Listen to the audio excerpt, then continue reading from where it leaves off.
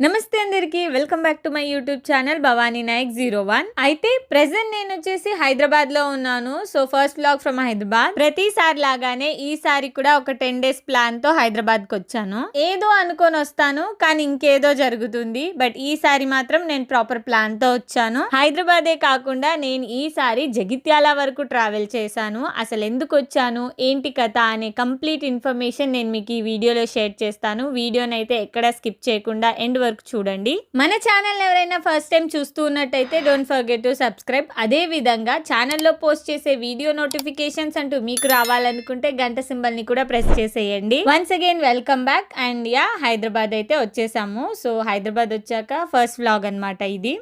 School holidays ఎప్పుడో start అయిపోయాయి and present ఇప్పుడు రీఓపెన్ కూడా అయిపోయింది అనమాట. సో నేను ముందుగానే ఎప్పటి నుంచో రావాలని అనుకుంటున్నాను కానీ ప్రతిసారి ఒక రీజన్ వల్ల అయితే పోస్ట్ పోన్ చేస్తూ వచ్చానమాట. అదేంటంటే సో మీలో చాలా మందికి ఆల్రెడీ నా రీల్స్ ని రెగ్యులర్ గా ఫాలో అయ్యే వాళ్ళకైతే ఇప్పటికే అర్థమై ఉంటుంది. అయితే ఇంకా త్వరలో అయితే బోనాల పండగ స్టార్ట్ కానుంది కదా. సో ఆ సందర్భంగా నేను ఒక స్పెషల్ ఎల్లమ్మ సాంగ్ అయితే చేస్తున్నాను. సో ఆ సాంగ్ షూట్ కోసమే నేను హైదరాబాద్ ప్రెసెంట్ వచ్చాను. అండ్ ఈ సాంగ్ వచ్చేసి మన హర మ్యూజిక్ లోనే రిలీజ్ కానుందనమాట. ఈ ప్రాజెక్ట్ గురించి నేను మాత్రం చాలా ఎక్సైటెడ్ గా ఉన్నాను. సాంగ్ చాలా బాగా వచ్చింది. సో మీరు కూడా సాంగ్ రిలీజ్ అయ్యాక తప్పకుండా సపోర్ట్ చేయాలి. ఈ project related videos and making ఎలా జరిగాయి ఏంటి అనేది నేను ఫర్దర్ ముందు వస్తున్న వీడియోస్ లో మీతో షేర్ చేస్తాను. ఇప్పుడైతే నేను ప్రెసెంట్ ఇంటికి రాగానే పార్లర్ కి వచ్చేసాను. ఎందుకంటే తిరుపతి ట్రిప్ లో నేను స్వామి వారికి 3 కత్తెర్లు ఇచ్చాను కదా. అయితే చాలా వరకు హెయిర్ అనేది అన్ఈవెన్ గా కట్ చేసేసారు. సో అందుకని ప్రాపర్ హెయిర్ కటింగ్ చేయించుకుందామని పార్లర్ కి వచ్చాను. నేను పార్లర్ కి వచ్చాను అంటే అది ఆల్మోస్ట్ కంపల్సరీ హెయిర్ కట్ కోసమే ఉంటుంది. అది కూడా 6 months కి ఒకసారి మాత్రమే చేయిస్తాను. అంటే హెయిర్ అనేది ఎక్కువ లెంత్ అయ్యాక అప్పుడు ఒకేసారి ట్రిమ్ చేయించుకుంటాను. మిగతా రోజుల్లో ఇంట్లోనే హెయిర్ కేర్ మేనేజ్ చేస్తూ ఉంటాను. ఇంకా ఐబ్రోస్ విషయానికి వచ్చేసరికల్లా ఎక్కడలేని ఏడుపు వచ్చేస్తుంది. అందుకే ఇయర్లీ వన్స్ ఆర్ ట్వైస్ మాత్రమే నేను పార్లర్ విజిట్ చేస్తాను. ఏదైనా ఇంపార్టెంట్ ఫంక్షన్ ఉంటే వెళ్ళటం, లేదంటే నార్మల్. ఇంకా ప్రెసెంట్ సాంగ్ షూట్ కోసం అని చెప్పేసి ఫేషియల్, ఐబ్రోస్ ఇవన్నీ చేయించుకుందామని అయితే పార్లర్ కి వచ్చాను. ఇక్కడ కొంచెం లైటింగ్ అనేది తక్కువ ఉంది, లేదంటే కొంచెం బ్రైట్ గా కనిపించేదాన్ని. ఎనీవే సో ఇది నా పార్లర్ స్టోరీ అన్నమాట. అండ్ ఇంకా నెక్స్ట్ డే మార్నింగ్ జగిత్యాల అయితే స్టార్ట్ అయిపోయాము. మధ్యలో కొంచెం హెడేక్ గా ఉంది అంటే అమ్మకి మెడిసిన్ తీసుకున్నాము. బిఫోర్ 12 o'clock మేము యాక్చువల్లీ జగిత్యాలలో ఉండాలి. అండ్ మా కార్ కూడా ముందుగానే ట్రబుల్ ఇచ్చిందనమాట. సో మళ్ళీ అరేంజ్ చేసుకొని బయలుదేరే సరికల్లా కొంచెం డిలే అయితే అయింది. ప్రెసెంట్ మాతో ఉన్న ఈ డ్రైవర్ అన్న మాత్రం మంచి అండర్స్టాండింగ్ అండ్ హెల్ప్ఫుల్ అనమాట. బాగా సపోర్ట్ చేశారు. ఐ థింక్ ఈ జర్నీ మాత్రం సాఫీగా సాగుతుందని అనుకుంటున్నాను. అమ్మ అయితే టాబ్లెట్స్ తీసుకున్నారు. టీ తాగుదామంటే ఒక దగ్గర ఆగాము. టీ మాత్రం చాలా బాగుంది. ఇంకా అక్కడ నుంచి ఎక్కడ ఆగకుండా జర్నీని అయితే స్టార్ట్ చేసేసాము. నిజానికి జగిత్యాల అనే పేరు నేను చాలా సార్లు విన్నాను కానీ ఎప్పుడు వెళ్ళలేదన్నమాట. నేను ఇప్పుడు ఫస్ట్ టైం వెళ్ళబోతున్నాను. ఫ్యామిలీ ఫ్రెండ్స్ అనే వాళ్ళు ఉన్నారు కానీ బట్ నేను ఎప్పుడు రాలేదన్నమాట. సో ఇక్కడ ఇదంతా చూస్తూ ఉంటే ఇదంతా మంచి డెవలప్డ్ ఏరియా లానే కనిపిస్తుంది. మేబీ ముందు నుంచి ఇలా ఉందో లేదా ఇప్పుడు ఇలా డెవలప్ అయిందో తెలియదు నాకు. బట్ చాలా బాగుందన్నమాట. చాలా వరకు విన్నాను కూడా. ఎక్కువ మన ఫోక్ సాంగ్స్ ఎక్కువ షూట్స్ అనేవి ఇటే జరుగుతూ ఉంటాయి. లాస్ట్ టైం నేను ఫస్ట్ సాంగ్ షూట్ చేసినప్పుడు కూడా ఇదే వేలో వచ్చాను కానీ జగిత్యాల మాత్రం వెళ్ళలేదు. ఇంకా నేను అమ్మ అలా మాట్లాడుకుంటూ టైం కొంచెం పాస్ చేస్తూ ఉన్నాము. సో లాస్ట్ అమ్మ చేసిన సాంగ్ షూట్ కూడా అదే ఏరియాలో అనమాట. సో అమ్మకు ఆల్రెడీ నోన్ ప్లేస్, నాకు మాత్రం కొంచెం న్యూ ప్లేస్ అనమాట. అండ్ కొమరేలి కూడా దారి మధ్యలోనే ఉంది కదా. సో ఎలాగో లేట్ అయిపోయింది, దర్శనం చేసుకొని వెళ్దామని అనుకున్నాము. ఇక్కడ నేను చూడాల్సిన ప్లేసెస్ అయితే కొన్ని ఉన్నాయి. లైక్ కొండగట్టు, కొమరెల్లి ఇవన్నీ నేను ఎప్పటి నుంచో రావాలని అనుకుంటున్నాను. బట్ ఎప్పుడు టైం అనేది కుదరక లేదా నాకు ఆ పిలుపు రాకనేమో నేను ఇప్పటి వరకు అయితే రాలేదు. అండ్ ఫైనల్లీ మేమైతే తెలంగాణలోని ప్రసిద్ధి పుణ్యక్షేత్రమైన కొమరెల్లి మల్లన్న స్వామి టెంపుల్ కి అయితే వచ్చేసాము. నిజానికి ఈ టెంపుల్ యొక్క ఇంపార్టెన్స్ ఏంటంటే ఇక్కడ మల్లన్న స్వామి చరిత్రని ఎక్కువగా ఉగ్గు కథ రూపంలో తరతరాలుగా చెప్పుకుంటూ వస్తున్నారు. కొమరెల్లి మల్లన్న స్వామిని పరమశివుని అవతారంగా ఇక్కడ భక్తులు ఆరాధిస్తారు. అదే విధంగా మల్లికార్జున స్వామి అని కూడా పిలుస్తూ ఉంటారన్నమాట. సో ఈ టెంపుల్ వచ్చేసి సిద్దిపేట జిల్లాలోని కొమరెల్లి గ్రామంలో ఒక కొండపైన ఉంది. దాదాపు హైదరాబాద్ కి అయితే ఒక 85 కిలోమీటర్స్ దూరంలో ఉంటుంది. ఈ టెంపుల్ లో స్వామివారితో పాటు గొల్లకేతమ్మ, మేడలమ్మ అమ్మవార్లు కూడా ఉంటారు. ఇంకా స్వామివారు మేడలమ్మ వివాహం చేసుకున్న కథను ఉగ్గు కళాకారులు ఎంతో భక్తితో ఆలాపిస్తూ ఉంటారు. సంక్రాంతి నుంచి ఉగాది వరకు జరిగే కొమరెల్లి మల్లన్న జాతర అయితే చాలా ప్రసిద్ధి చెందింది. ఈ సమయంలో తెలంగాణతో పాటు ఇతర రాష్ట్రాల నుంచి కూడా లక్షలాది మంది భక్తులు స్వామివారి దర్శనం కోసం వస్తూ ఉంటారు.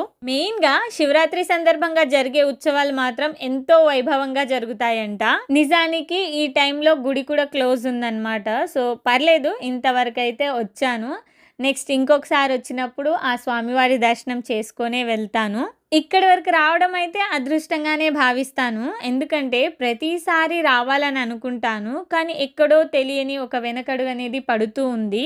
ఈసారి మాత్రం నిజానికి అసలు అనుకోలేదు. అండ్ నేను ఇప్పుడు వెళ్తున్న దారిలో మల్లన్న స్వామి టెంపుల్ ఉందనే విషయం కూడా నాకు తెలీదు. జస్ట్ నేమ్ మాత్రమే నాకు గుర్తుందనమాట, కొమరెల్లి మల్లన్న అని.